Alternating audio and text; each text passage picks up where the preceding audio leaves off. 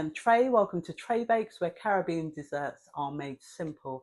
And today I'm really excited to be sharing with you a recipe that I know for Jamaican bun. Today we're making one of Jamaica's favourite traditional bakes, Jamaican bun. It's rich, fruity, full of warm spices and traditionally enjoyed with a slice of Jamaican cheese. While it's especially popular at Easter, it's also enjoyed by Jamaicans and Caribbean communities around the world all year round. Every baker has their own special recipe, so no two homemade buns are exactly the same. Now, let's get baking.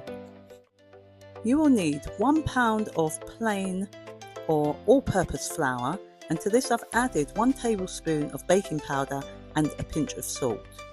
And I'll add the equivalents in cups and grams in the description, and it will pop up on the recipe card at the end of the video.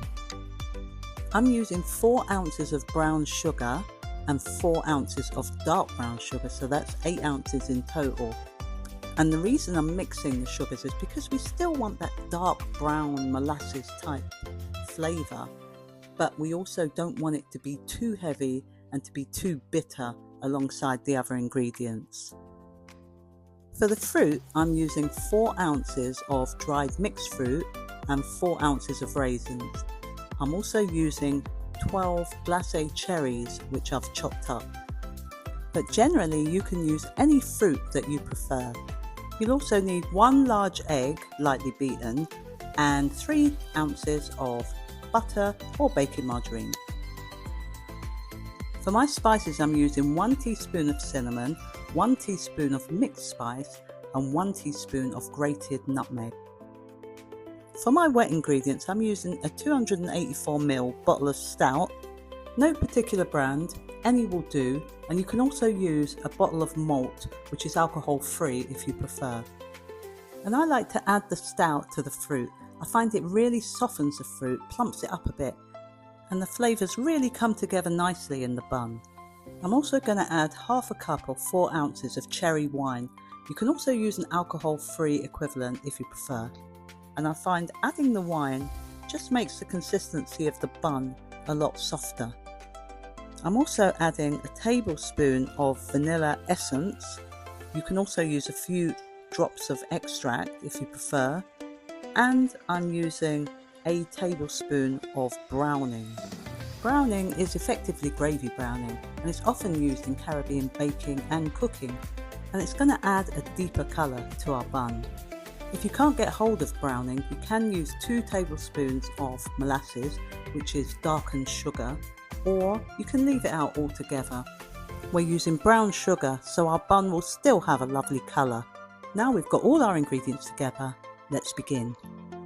Melt your butter or baking margarine either over the stove or in a plastic container in the microwave.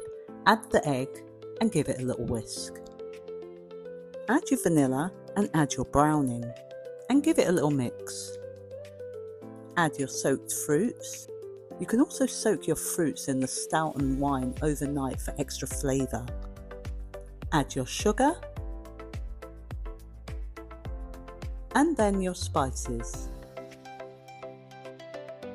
And your flour containing your baking powder and your pinch of salt. And we're going to add our flour gradually so we don't get any lumps in the mixture. And I'm using a spatula, but a wooden spoon works just as well. And we want to be sure that all our mixture is combined, scraping any mixture from the side of the bowl as we go along.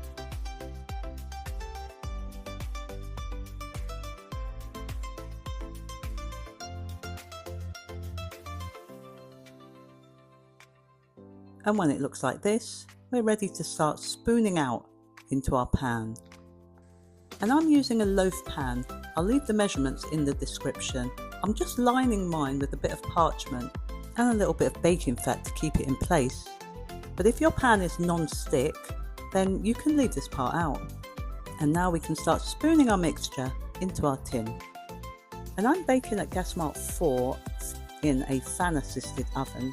I'll put the equivalent in the description as well if you're using Fahrenheit or degrees. And don't worry if you haven't got a fan assisted oven, a conventional oven works just as well, especially for recipes like this. And we're going to bake for about an hour and 10 to an hour and 20 minutes. Carefully remove your bake from the oven and put a skewer in it to check whether it's cooked. If it comes out clean, then it's done. Carefully turn your bun out onto a wide rack to cool.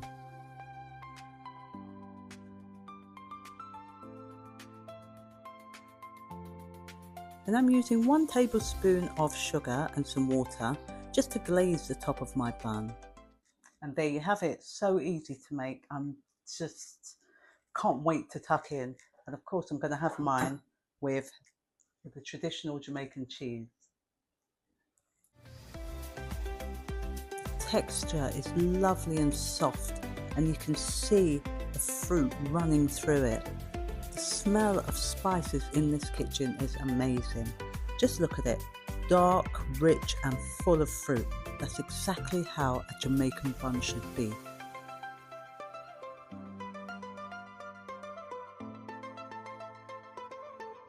Soft, moist, and I know it's going to be delicious.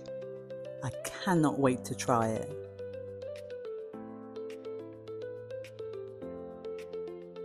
And you can store your bun in a tin or in an airtight container for about 5 days. I really hope you enjoyed making this Jamaican bun with me. I've got so many recipes to share with you, so don't forget to like, share and subscribe. See you on the next recipe.